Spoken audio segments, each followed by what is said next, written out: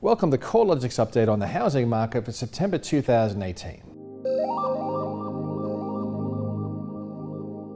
The last month of winter saw the housing market correction deepen, with dwelling values falling across 5 of Australia's 8 capital cities. CoreLogic's national index was down 0.3% over the month, taking the cumulative decline since values peaked in September last year, down 2.2%. Over the year to date, national dwelling values are down 1.9%. However, the weakest performing cities have been Sydney and Melbourne, where dwelling values were previously rising the fastest, but have now fallen by 3.5% and 3.3% respectively over the first 8 months of the year. Considering the sheer size of these cities, Sydney and Melbourne comprise approximately 60% of Australia's housing market by value and about 40% by number. The weaker performance in these cities is having a significant drag-down effect on the combined capitals and the national reading of the market. Hobart stands out as showing the highest rate of capital gain so far this year, with dwelling values up 5.6%.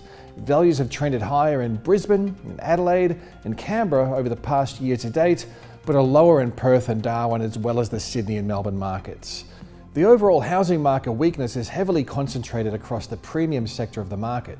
CoreLogic recorded a 5.4% fall in values across the upper quartile of the combined capital cities over the past 12 months, while the broad middle of the market is down 0.5% over the year, and the most inexpensive quartile has recorded a 0.6% rise in value. This trend towards weaker premium housing market conditions is largely attributable to the larger falls across Sydney and Melbourne's most expensive quarter of properties, where values are down 8.1% and down 5.2% over the past 12 months.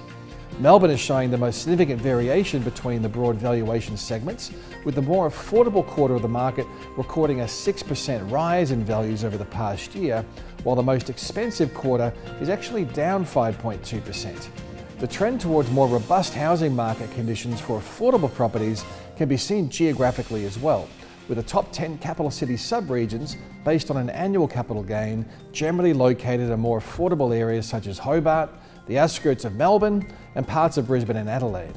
On the other hand, the weakest performing sub-regions are particularly located across Sydney, as well as Melbourne's prestigious Inner East. Stronger market conditions across Australia's more affordable areas are likely attributable to a rise of first home buyers in the marketplace, as well as changing credit policies focusing on reducing exposure to high debt-to-income ratios. In the higher value cities like Sydney and Melbourne, we're seeing typical dwelling prices remain more than 8 times higher than median household incomes, suggesting tighter credit conditions for borrowers with a high debt-to-income ratio will likely impact on demand more in these cities than others. The regional markets have also continued to weaken, with values slipping lower for the second consecutive month across the combined Rest of State Index to be down 0.2% over the month and 0.6% lower over the rolling quarter. Regional areas of the mining states continue to deliver the most significant drag on the headline growth rates, with values down 3.5% over the past 3 months across regional WA and 1% lower across regional Queensland.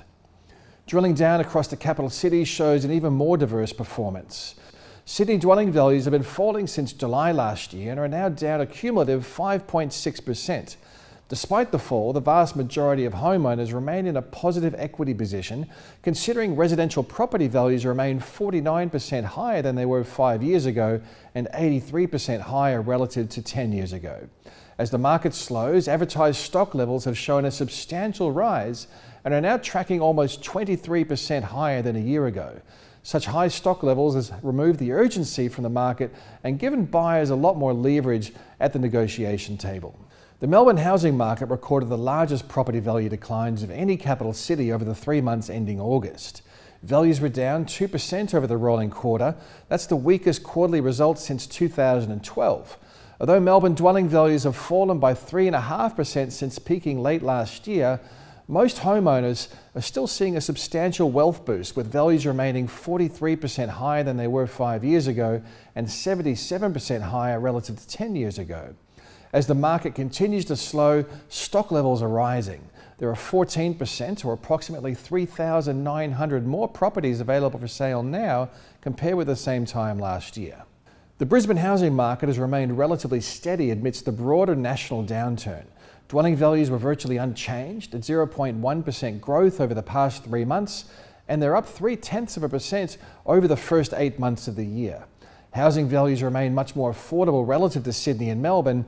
However, with values now falling across the larger markets while they hold firm in Brisbane, this affordability advantage is likely to narrow going forward. The Brisbane unit market has been the focus of much negative attention due to excessive supply levels. However, recently Brisbane unit values have started to edge a little bit higher, which may be a signal that this sector of the marketplace has bottomed out. Adelaide is one of the few housing markets to record a subtle rise in values in August. The resilient conditions saw local values trend 0.5% higher over the rolling quarter to be 1% higher over the past 12 months.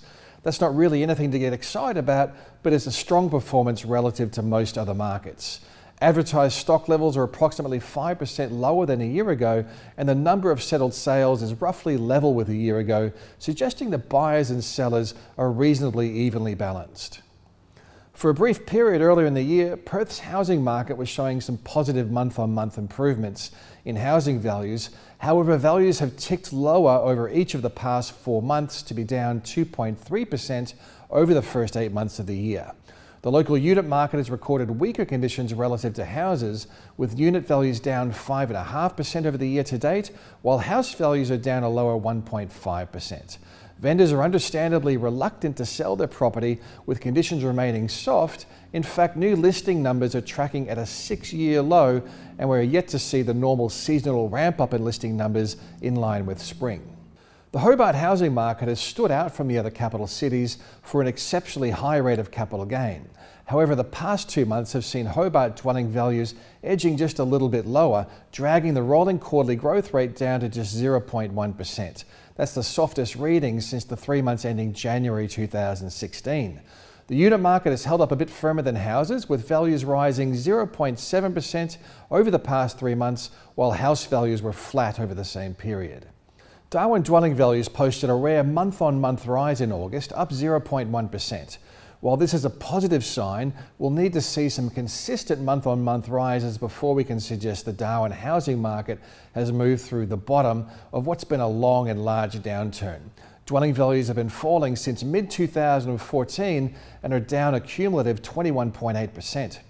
The Canberra housing market was one of only 3 capital cities to post a rise in values over the month of August. In fact, Canberra is one of the few capital cities where dwelling values remain at record highs.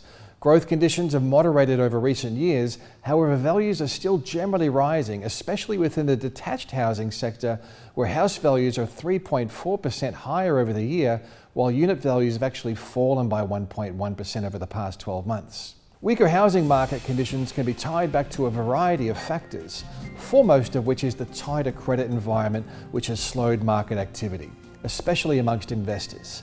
Fewer active buyers has led to higher inventory levels and reduced competition in the marketplace.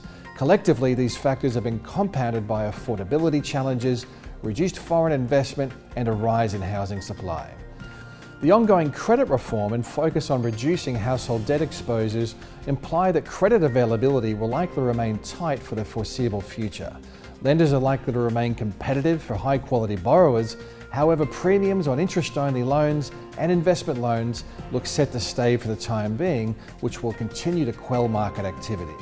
The latest credit data from the Reserve Bank shows that housing credit growth was tracking at just 5.5%, which is the slowest rate of annual housing credit growth since December 2013. The slowdown is most evident across the investor segment, where credit growth fell to 1.5%, which is the slowest annual pace on record. The tightening of credit has coincided with an ongoing reduction in buying activity. Nationally, settled sales are down almost 10% year on year, with more substantial falls recorded in Sydney and Melbourne, where annual sales were 18% and 15% lower. As buyer activity has slowed, advertised inventory levels have accumulated. Capital city listings are now 9% higher than a year ago, and that's despite fresh stock being added to the marketplace tracking 4% lower than a year ago. The rise in advertised stock levels is simply due to a slower rate of absorption as home sales take longer and fewer properties sell at auction. The median selling time for private treaty sales has extended out to 52 days across the combined capitals. A year ago, homes were selling in 43 days. Additionally, vendors are having to discount their prices by a larger amount in order to make a sale, with the median vendor discount rising from 5.9% a year ago to 6.5%. Similarly, auction markets have weakened, with clearance rates generally tracking around the mid to low 50% range across most major auction markets. Higher stock levels, less competition amongst buyers, longer selling times, and lower clearance rates clearly point to conditions favouring buyers over sellers. As the market moves into spring, we expect to see advertised stock levels rising, but we aren't likely to see a commensurate rise in buyer numbers, implying some tough selling conditions through spring. Add to this the additional uncertainty around mortgage rates pushing a little bit higher due to the increased funding costs, increased political uncertainty due to the recent leadership spill and approaching election, and it becomes even more likely the remainder of the year will see housing values trend lower. If you'd like to follow the most timely housing market indicators, make sure you stay up to date at www.corelogic.com.au.